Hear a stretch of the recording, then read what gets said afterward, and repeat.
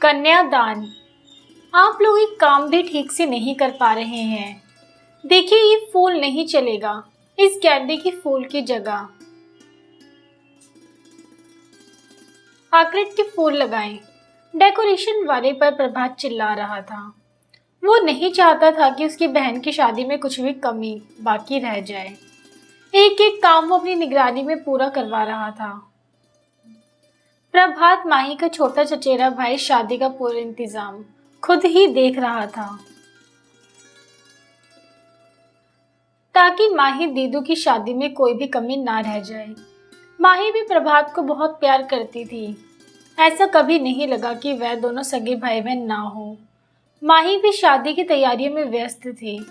तभी दूसरे कमरे से माही की माँ सरला जी की आवाज आई। माही बेटा, जरा इधर तो आना, तेरे पिताजी बुला रहे हैं। आई माँ। माही अपनी चूड़ियों को अपनी सहेलियों के हवाले छोड़ते हुए माँ के कमरे में जाती है।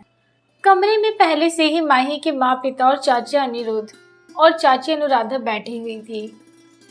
सबको इतनी खामोशी में देखकर माही माहौल को बदलने के हिसाब से कहती है, माँ, पापा, चाचू, चाची, मैं अभी तक इसी घर में हूँ। मेरी विदाई नहीं हुई है और अभी से ही यहाँ इतना सन्नाटा। माही मुस्कुराते हुए कहती है।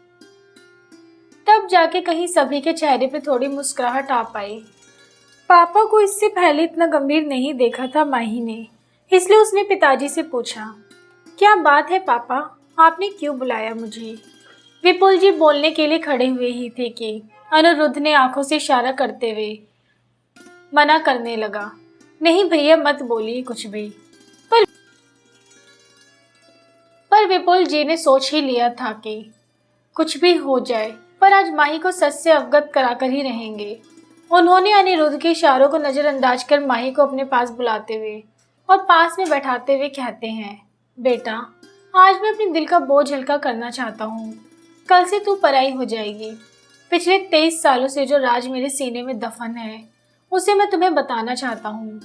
मैं नहीं चाहता हूँ कि कल को ये सच्चाई तुम्हें किसी और के मुंह से पता चले और तू हमें अपना दोषी मान बैठे और हम अपने माता पिता होने का हक खो दे। ये कैसी बहकी बहकी बातें कर रहे हैं पापा आप? देखो ना माँ, पापा क्या बोल रहे हैं, मुझे तो कुछ समझ नहीं आ रहा।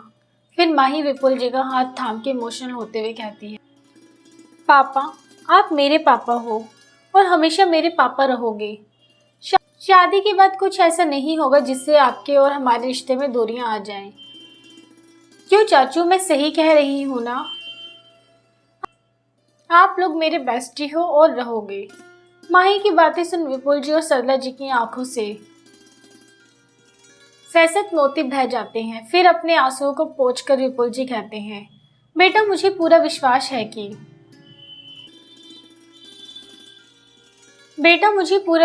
है कि तू हमारी ही बेटी रहेगी। पर जो सच आज मैं बताने जा रहा हूँ उसे सुनकर शायद तुम्हारा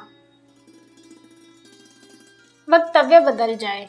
ऐसा कुछ नहीं होगा पापा, मुझे पता है ना, आप दुनिया के सबसे बेस्ट पापा हो। सीने से लगाते हुए माही कहती है। फिर विपुल जी शुरू से माही को बताते हैं। बात उन दिनों की है जब सरला पहली बार गर्भवती हुई। इतनी बड़ी खुशखबरी सुनकर मैं बहुत खुश था, पर जब 9 महीने बाद बच्चे का जन्म हुआ तो वो मरी हुई पैदा हुई। बच्चे की जुदाई से सरला पूरी तरह टूट चुकी थी, पर समय के साथ फिर से हंसने मुस्कुराने लगी थी सरला। फिर 2 साल बाद फिर से पता चला कि सरला माँ बनने वाली है, तो मेरी खुशी का कोई ठिकाना नहीं रहा। मैंने पूरा ध्यान रखा तेरी माँ का। पूरे 9 महीने जब तक डिलीवरी हुई तो फिर से वही हुआ, बच्चा कोख में ही मर गया था। अब हम दोनों पूरी तरह से टूटकर बिखर चुके थे। बच्चे की किलकारी सुनने के लिए हमारे कान तरस रहे थे, पर यह सुख शायद हमारी किस्मत में लिखा ही नहीं था। हम निराशा के दलदल में धंसते जा रहे थे। हमने तो उम्मीद भी छोड़ दी थी। पता नहीं क्यों भगवान हमारी झोली में बच्चे को देकर छीन क्यों लेते थे। दूसरी बार ऐसा होने से डॉक्टर ने भी अपने हाथ पीछे खींच लिए। उन्होंने साफ साफ मना कर दिया कि अब आप बच्चे को जन्म नहीं दे सकती, क्योंकि सरला के खून में कुछ दिक्कत थी, जिसकी वजह से सरला के कोख में ही बच्चे की मौत हो जाती है। सरला इसी शौक से अक्सर बीमार रहने लगी। उसके अंदर जीने की सारी इच्छाएं जैसे मर चुकी थी। सरला की ये हालत तेरी चाची और चाचू को देखी नहीं गई। उस समय तेरी चाची पहली बार गर्भ से थी। अनुराधा और अनिरुद्ध ने हमसे ये वादा किया कि हमारा पहला बच्चा बेटा हो या बेटे, उस पर सिर्फ आप दोनों का ही अधिकार रहेगा। अनुराधा बच्चे को जन्म देते ही भाभी की गोद में अपना बच्चा दे गई और आप दोनों ही उसके माता पिता होंगे। अनिरुद्ध और अनुराधा ने जैसा कहा ठीक वैसा ही किया। तुम्हारे जन्म के तुरंत बाद ही उसने तुम्हें हमारी गोद में सौंप दिया और आज तक ये राज अपने सीने में सदा के लिए दफन कर लिया। मैं और तेरी माँ अनिरुद्ध और अनुराधा के कर्जदार हैं, जिसने बिना कुछ सोचे इतना बड़ा त्याग कर दिया और आज तक उसे निभा रहे हैं, निस्वार्थ भाव से, बिना किसी उम्मीद के। हाथ जोड़ते विपुल अनिरुद्ध के पास खड़ा हो जाता है। भैया ऐसे हाथ मत जोड़िए, हमारे फर्ज को आप हाथ जोड़ के शर्मिंदा ना करें।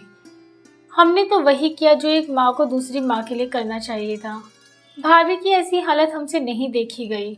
उस समय यदि भाभी की गोद में माही को नहीं डाला होता तो आपकी दुनिया उजड़ जाती। भाभी तो कब का अपना शरीर त्याग चुकी होती और ऐसे भी कहाँ माही हम लोगों से दूर थी, इसी घर में ही तो थी हमारी नजरों के सामने। सरला भी तब तक अनिरुद्ध और अनुराधा के पास आ जाती है और कहती है, अब तू ही बता माही बेटा, जिस माता पिता ने इतनी बड़ी कुर्बानी दी, उसका हक ज्यादा होता है ना तेरे कन्यादान करने का। मैं और सरला तो तेरे पालनहार हैं, जन्मदाता तो ये दोनों हैं, तेरे असली माता पिता। ऐसा कहते कहते विपुल जी की आंखें फिर से भर आई। साथ में सरला जी भी गमगीन हो गई। सबकी तरफ निगाहें घुमा के माही देखती और कहती है, पापा माँ, आप लोगों ने इतने साल क्यों छुपाए रखा इस राज को? अगर मुझे बता भी देते तो क्या होता? कम से कम मैं अपने जन्मदाता को भी वो हक दे पाती जिसके वो हकदार थे। मैं तो उल्टा खुश होती कि मुझे दो दो माओ का प्यार एक साथ मिलता और दो दो पिता की राजकुमारी बनकर इतराती। क्यों छुपाया आप लोगों ने इतना बड़ा राज मुझसे? कहते कहते माही रोने लगती है। उसे रोता देख सरला और अनुराधा आकर उसके आंसुओं को पोंछ देते हैं और कहते हैं, मुझे माफ कर दे बेटा, हमें लगा कि सच्चाई जानकर कहीं तू हम सबसे दूर ना हो जाए, इसी डर से हम सभी ने अपने होठ सिल रखे। अब जल्दी से हंस दे हमारी लाडो। सरला और अनुराधा दोनों माही को गुदगुदी करते हुए कहती हैं। इसके बाद माही हंसते हुए कहती है, पापा माँ, मैं तो खुशकिस्मत हूँ जिसे दो दो माओ का प्यार नसीब हुआ और दो दो पिता का प्यार।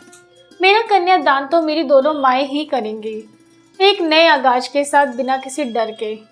मैं मिलाऊंगी दुनिया को अपने पालनहर्ता और जन्मदाता से। मेरी नज़र में चाचू और चाची की इज्जत और कई गुना बढ़ गई है। अब से मैं चाचू और चाची को छोटे पापा और छोटी माँ बुलाया करूंगी। सच में माँ और छोटी माँ, मैं बहुत भाग्यशाली हूँ जो मैं आप लोगों की बेटी बनकर इस धरती पर आई हूँ। कहाँ मिलेगा इतना प्यार मुझे? फिर दोनों माओ को गले लगा लेती हैं और खुशी से रोने लगती हैं माही। प्रिय दोस्तों, जैसा अनुरोध और अनुराधा ने किया वो कोई नहीं करता।